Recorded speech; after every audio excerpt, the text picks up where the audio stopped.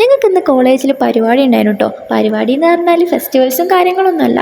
ഞങ്ങൾക്ക് എന്താ പറയുക, അവാർഡ് ഫംഗ്ഷൻ ആയിരുന്നു. അതായത് കുട്ടികൾക്ക് +2 10 കഴിഞ്ഞ കുട്ടികൾക്ക് സമ്മാനദാനങ്ങൾ.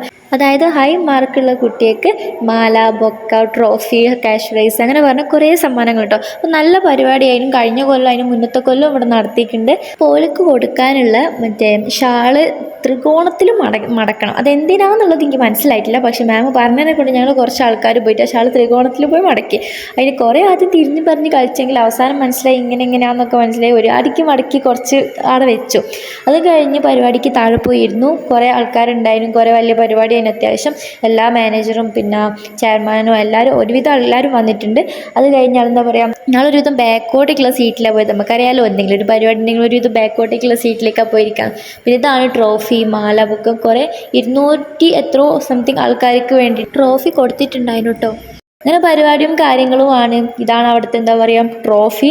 പിന്നെ ഞങ്ങളെന്താ കുറേ ബാക്കിലിരുന്ന് കുറേ വർത്താനം പറഞ്ഞു. അവസാനം ലാസ്റ്റ് ആകുമ്പോൾ ഫുഡ് കൊടുത്തിട്ടോ.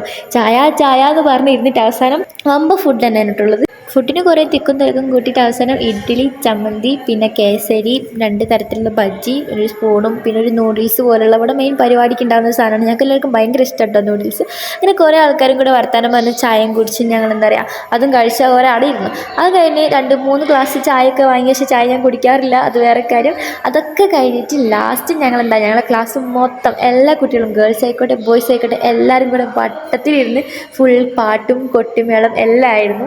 അങ്ങനെ ഇന്നത്തെ ഡേ ഭയങ്കര സ്പെഷ്യലായിരുന്നു കേട്ടോ. നല്ല മെമ്മറബിൾ ആയിട്ട്